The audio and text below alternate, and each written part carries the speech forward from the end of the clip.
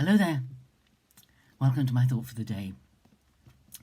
We're in 1 Peter 5, verse 8. Now, we did think yesterday about casting our anxieties or our cares onto God, onto Jesus, for he cares about you.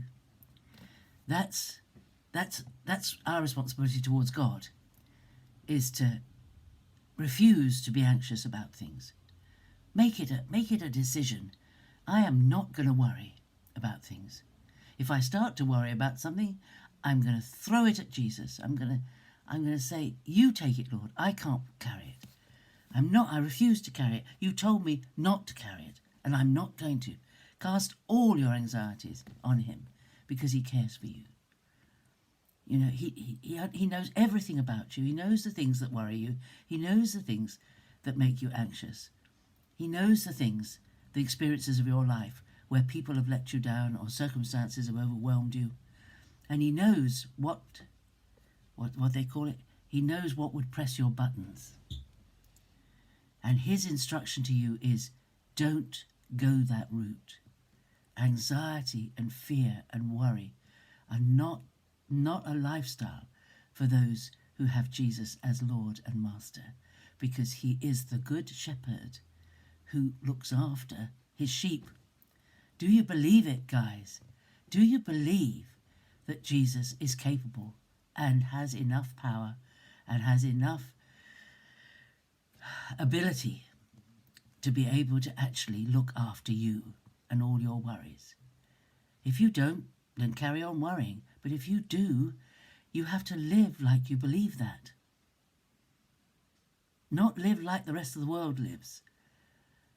The rest of the world worries about everything.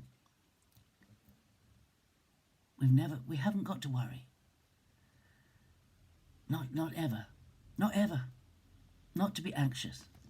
But that's our side of it, to cast all our cares on him, our anxieties on him. And the other thing we have to do is be sober and be watchful. Why? Because your adversary, the devil, prowls around like a roaring lion seeking someone to devour. We cast our anxieties onto Jesus, but then we do have to be aware all the time, my dear friends, all the time. Be sober, be watchful, because we have an enemy. We live in enemy territory. We're aliens on this earth. We belong to a different kingdom. The ruler of this world hates us. And we are fifth columnists in his world. We are the enemy. And he hates us. And the people he hates the most are the people who are actually doing something for the kingdom. Living for the kingdom. The people who are living out all the instructions that Peter has been giving people. He doesn't bother with people. I think this is one of the big reasons why people who are wicked seem to have an easy life, because they're not a threat. They're not a threat to the devil. He couldn't care less what they do. They're on his side. They're doing his work for him. But if we are standing for Jesus, if we are working for him, if we are seeking to spread his name and knowledge of him in this world, the enemy is going to take a pot shot at us. He doesn't like us. He is our adversary. And we have to be sober and watchful. There's no day off. You don't get a day off or a weekend off from standing for Jesus, you know. You don't get a holiday.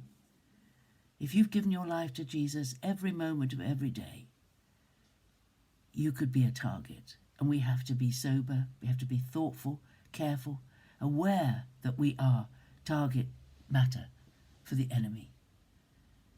And sometimes I've taken it as a backhanded compliment. That must mean that I'm doing something right if the enemy throws something, a curveball at me, as we would say. When he does something unexpectedly and something blows up in my face. And I think, what's that? Where did that come from? What's that all about? And I realise it's the enemy having a go at me. it endorses the thought that I must be getting something right for the kingdom. Because why would he bother with people who are already working on his behalf?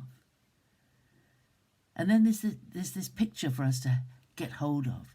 You know, imagine a full-maned male lion pacing up and prowling, looking for an animal, looking for a zebra or I think they do attack giraffes. They don't very often win when they attack giraffes because giraffes have a hefty kick and they can run very fast. I think they have sometimes killed a giraffe, but mostly they kill young buffalo or young zebras or something. He's prowling around, roaring, looking for prey. And we have to be sober and be watchful. You know, in the Pilgrim's Progress, the lions are outside the palace where Christian goes to stay. And to get to the palace, he has to walk along this narrow path, right along the middle of this path, because there is a lion either side. And most people who approach, who aren't really totally committed, they don't go past where the lions are because they're terrified of the lions. But Christian realizes that the lions are chained. And if he stays right in the middle of the path, the lions can't get at him. All they can do is roar and scare him, but they can't actually reach him if he stays in the middle of the way.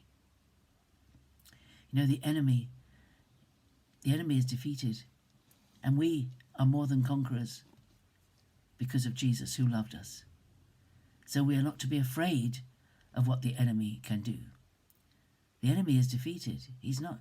Sometimes, you know, especially around this time of the year when it's Halloween, when the enemy is made to be a figure of fun, and people laugh at it, and it's a clever ruse of the enemy to try to make people think that he's not actually very powerful at all, and he isn't.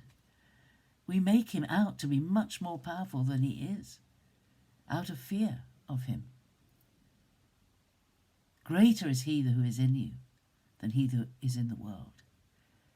And if we walk close to the Lord all the time and we're watchful and careful, all he can do is roar at us. He can't catch us. We're on the winning side. Praise God. That's enough thought for today. Have a great day thinking about these things and thinking about how watchful you need to be and how you don't have to worry. Don't worry about the enemy. He's defeated and he knows it. He just thinks we don't know it. Have a great day. God bless you. I'll see you again tomorrow. Bye-bye.